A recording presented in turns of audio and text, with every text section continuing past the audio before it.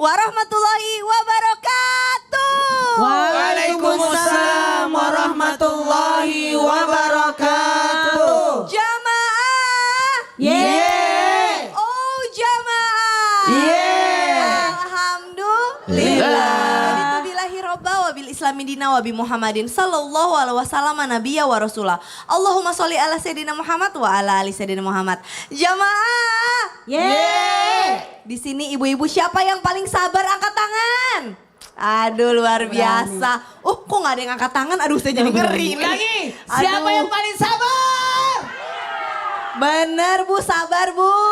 Sabaran mana sama Nabi Ayub Bu? Wah Masya Allah tabarakallah. Ujiannya bertubi-tubi gak cuma satu doang. Ujian penyakit iya. Anak-anaknya meninggal iya. Diuji dengan harta kemiskinan iya. Semuanya Masya Allah tabarakallah. Tapi beliau tetap berpikir positif tentang takdirnya Allah. Nah kira-kira kita bisa gak sih seperti itu? Makanya tema kita pada pagi hari ini adalah bisakah kita seperti Nabi Ayub? Nah yang pertama-tama nih Ustadz Maulana Masya Allah. Ya, siap. Sabar itu mudah diucapkan tapi sulit untuk dilakukan. Iya. Aduh, Betul, itu gimana sih? Dan sebenarnya apa benar setiap manusia itu punya tingkat kesabaran yang berbeda-beda? Apa sih jenis-jenis tingkat kesabaran manusia pada umumnya yang udah tentu pasti beda dengan Nabi Ayub. Tapi seperti apa sih dalam pandangan Islam Montasiahnya? Makasih banyak Cah. Izin Bunda Lulung dan Ustaz Sams. Bismillahirrahmanirrahim. Assalamualaikum warahmatullahi wabarakatuh. Waalaikumsalam warahmatullahi wabarakatuh. Jamaah. Yeay. Oh jamaah. Yeay. Alhamdulillah. Alhamdulillahirrabbilalamin. Allahumma salli ala sayyidina Muhammad ala sayyidina Muhammad. Berbicara tentang sabar. Sabar artinya menahan. Mampu tapi tahan. Mampu tahan. Itu sabar. Ketika orang mampu marah dia tahan, sabar. Atasan ke bawahan, sabar. Mampu marah. Tapi kalau bawahan ke atasan bukan sabar. Bukan sabar. Ridha. Ridha. Ikhlas. Karena tidak mungkin. Orang tua ke anak, suami ke istri, istri ke anak-anaknya, sabar. Maka tingkat kesabaran itu ada 3. Yang pertama, sabar atas musibah. Nilainya itu sampai diangkat derajatnya sampai 300 derajat. Bagi orang yang sabar ketika diuji. Ujian itu semua diuji. Mohon maaf. Tapi ada lagi tingkat kesabaran yang berikutnya. Sabar yang naik lagi levelnya. Sampai 600 derajat. Yakni sabar ketika menjalankan perintah Allah. Ada lagi sabar di atasnya itu. Yakni sabar tingkat sampai derajatnya 900 kali lipat. Siapa itu? Sabar ketika menjauhi larangan. Karena ketika menjauhi larangan itu ada semua di dalamnya. Ada ketaatan, ada ujian. Maka ketika kita bersabar akan ditimpa musibah, silahkan Anda dapat 1 poin. Tapi ketika melaksanakan perintah dapat tambahan 1 poin. Tapi ketika dia menjauhi larangan, maka tambah lagi 1 poin. Itulah tingkatan-tingkatan kesabaran. Jadi memang orang tuh emang ada beda-bedanya ya Ada Ustadz beda. ya? Ada yang tidak diuji tapi tidak sholat. Hmm. Ada diuji lagi tapi tetap sholat. Ada diuji tapi dia mampu mencuri tapi dia tahan. Itu. Kasih tepuk tangan dulu dong. Buat guru kita nih luar biasa pagi-pagi seger banget kalau ketemu Ustadz Maulana ya langsung semangat bukan Bu? Ibu-ibu dari mana sih kasih tahu dong? Dari Palembang, aduh jadi lapar pengen makan empek-empek. Ustazah, sekarang kita mau belajar dong sama Ustazah Lulung dong. Ya, Ustazah, gimana, sayang? Gimana? berbicara tentang yang namanya kesabaran. Kisah Nabi Ayub tuh Masya Allah banget ya. Aduh, Nabi sedih. Ayub diuji dengan penyakit dan penyakitnya penyakit yang luar biasa. Bahkan orang sampai menjauhi gitu ya. Itu sabarnya besar banget. Kita lagi motong cabai kepotong dikit aja keiris. Ngomel-ngomel. Kenapa sih ini? Bukan kita, saya deh gitu Saya ya deh, kan. saya. Tangannya kejepit pintu sedikit marah-marah. Ih, pintu gimana sih nih? Boro-boro ingat sebagai iya. penggugur dosa. Betul. Kesel yang Kesel ada banget, ya iya. kan. Itu gimana cara kita sebagai manusia tetap Oh, bisa iya. istiqomah dan berpikiran positif kepada Allah Subhanahu wa Insya taala. Allah. Terima kasih Kak Caca. Mohon izin Ustadz Nur Maulana dan juga Ustadz Sam dan jamaah. Oh jamaah alhamdulillah. Assalamualaikum warahmatullahi wabarakatuh. Waalaikumsalam warahmatullahi wabarakatuh. Alhamdulillahirabbil alamin wassalatu wassalamu ala nabiyina Muhammadin wa ala alihi washabihi ajmain. Amma. Bakdo. Nah, semangat Amma. Bakdo. Ngomongin soal sabar, bener banget kalau kata guru kita bilang tadi, sangat bertingkat-tingkat.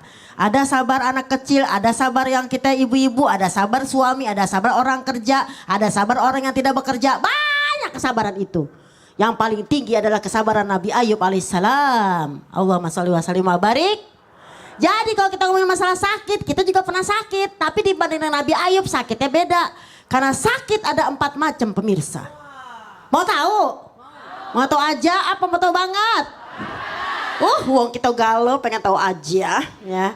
Yang pertama, sakit itu karena ada azab. Mungkin kita terlalu yang namanya tidak taat kepada Allah, maka Allah kasih azab nih biar kamu ingat. Yang kedua, mungkin kita diberikan sakit karena ujian seperti Nabi Ayub alaihissalam. Padahal udah kaya, soleh, gagah, masih diambil tuh kenikmatannya. Dan yang ketiga adalah sabar, yaitu ujian bukan sabar ya, sakit karena azab, sakit karena ujian, sakit karena musibah. Ibu sih udah tahu kagak boleh makan ini makan itu. Diambil juga, akhirnya sakit kakinya, asam urat. Ya kan? Udah tahu kagak boleh, akhirnya musibah. Pantang kan seperti itu. Barulah yang keempat di sini adalah yang namanya sakit karena apa, Bu? Karena ujian, karena apa? Karena penggugur dosa seperti ibu-ibu juga. Udah tahu kita yang namanya nggak boleh yang namanya melanggar aturan Allah. Kita melanggar. Allah bilang sakit. Sakit yang ku rasa biar jadi penawar dosaku. Bagus nggak Bu suara saya, Bu? Bagus. Jadi kalau kita ngomongin iblis, keselah sama Nabi Ayub, bayangin ketika beliau kaya raya, diuji dengan apa? Terang aja dia taat Nabi Ayub, orang dia kaya, coba kasih dia miskin. Allah berikan kemiskinan. Ketika miskin beliau masih tetap taat, iblis bilang apa? Ya terang aja dia taat, orang istrinya masih ada, anaknya masih ada, coba tuh ambil kesayangannya. Maka Allah uji dengan diambillah anak-anaknya. Ternyata masih taat juga, ya terang aja dia masih taat. Julid banget ya iblis ya. Terang aja dia begini, terang aja begitu. Akhirnya Allah berikan ujian apa pemirsa?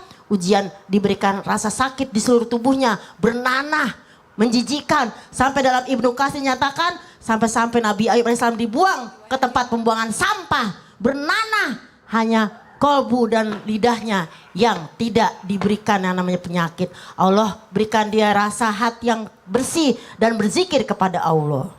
Astaghfirullah Rabbal baroya, Astaghfirullah minal khotoya. Udah jangan panjang. Jadi pemirsa, kalau kita ngomong kesabaran Nabi Ayub kagak ada tandingannya. Kita sabarnya masih belajar sabar, kita ridhonya masih belajar ridho. Jangankan seorang nabi yang sabar udah tingkat tinggi, para sahabat aja titelnya udah RA radhiyallahu anhu, Allah meridhoinya. Sementara kita titelnya terakhir adalah apa? Almarhum, almarhumah, yang disayang Allah. Jadi kalau disayang belum tentu diridhoi. Jazakillah khairan katsiran, kasih tepuk tangan dulu dong Bu. Luar biasa pelajarannya adalah kita kalau punya cobaan ingat dengan cobaannya Nabi Ayub. Ya, jadi jangan ngeluh karena Masya Allah tabarakallah itu ujiannya nggak ada apa-apanya dibandingin dengan apa yang kita terima pada saat hari ini. Masya Allah. Nah sekarang kita mau belajar sama Ustadz Syam nih. Ustadz Syam, berbicara tentang ujian. Salah satu ujian itu kan adalah dari anak bisa juga ya. Betul. Tapi insya Allah janganlah, anak kan bisa jadi perhiasan, bisa jadi penyejuk hati. Bisa jadi musuh, bisa jadi ujian. Min dalik bisa jadi musuh juga gitu. Tapi pengennya sih jadi penyejuk hati. Tapi ketika anak ini menjadi ujian gitu ya. Nabi Ayub diambil anak-anaknya oleh Allah gitu ya, tapi beliau tetap masih bersabar gitu ya. Sedangkan kita aja yang anaknya alhamdulillah sehat, namanya anak suka tantrum. Kalau teriak-teriak di rumah kan pusing pasti ya. Kita udah ngomel-ngomel mulu gitu. Ini pelajarannya hikmahnya apa sih yang bisa kita dapat ketika kita dikasih kenikmatan dan pasti ada aja ujian-ujian dari anak nih, ada aja. Gimana cara kita menghadapi itu sesuai dengan tuntunan Al-Quran supaya kita bisa menjadi manusia yang lebih bijaksana sebagai orang tua. Kasih udah bisa tantrum teriak-teriak. Oh iya dong. Karena dia belum bisa presentasi. Iya. Dia belum mengenal Betul. perasaannya dengan Dia baik. anak kecil teriak-teriak biasa. Iya, Baik. Masya Allah. Silahkan Ustaz. Baik, jamaah yang dimuliakan Allah Subhanahu wa taala yang di studio atau ataupun yang di rumah silahkan dibuka Al-Qur'annya surah At-Tahrim ayat 6. A'udzu billahi minasy syaithanir rajim. Bismillahirrahmanirrahim. Ya ayyuhalladzina amanu qu anfusakum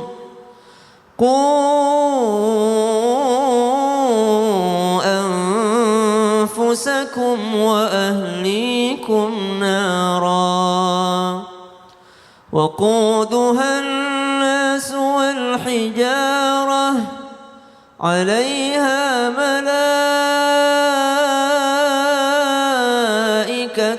غلاظ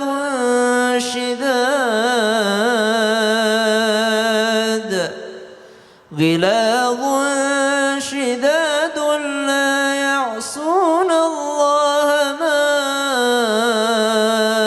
أمرهم ويفعلون ما يؤمرون.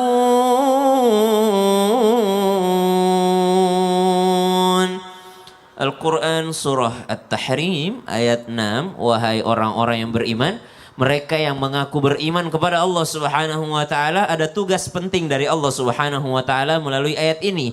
Apa tugas penting tersebut? Sebagai orang yang mengaku beriman, qu anfusakum, hendaklah kalian menjaga diri kalian. Dan jangan hanya diri kalian sendiri, wa ahlikum, begitu pula dengan keluarga kalian, wa ahlikum nara, daripada panasnya api neraka.